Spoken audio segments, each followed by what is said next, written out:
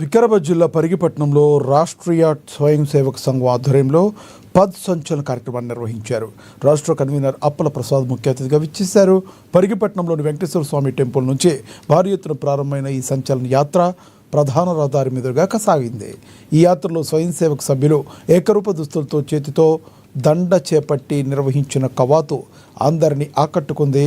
మనతో పుట్టిన సంస్థలు కాలగర్భంలో కలిసిపోతుందన్నారు అప్పల ప్రసాద్. ఆర్ఎస్ఎస్ సంఘం అనేది ఎప్పుడు పతనానికి గురి కాలేదన్నారు. అవినీతి ఎక్కడ ఉంటుందో నిరంకుశత్వం అలాంటివి ఆర్ఎస్ఎస్ సంఘంలో ఉండవని స్పష్టం చేశారు.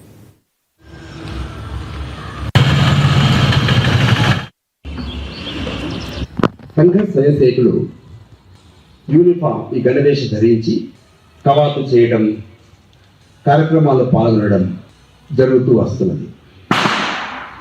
ఇది ప్రపంచంలోనే ఒక అరుదైనటువంటి కార్యక్రమం. ఇది ఎందుకు ఇవన్నీ చేస్తున్నామంటే ఇది ఆర్ఎస్ఎస్ యొక్క పుట్టినరోజు, బర్త్డే ఆర్ఎస్ఎస్. ఈ పుట్టినరోజుని 100 సంవత్సరాలు నిండినటువంటి సందర్భంగా ఆర్ఎస్ఎస్ యొక్క కీర్తి కోసం, ఆర్ఎస్ఎస్ యొక్క ప్రతిష్ట కోసం, ఆర్ఎస్ఎస్ యొక్క బ్యానర్ కోసం చేస్తున్న పని కాదు. మేము పుట్టి 100 సంవత్సరాలు అయింది అని ప్రపంచానికి చెప్పడం కోసం కాదు.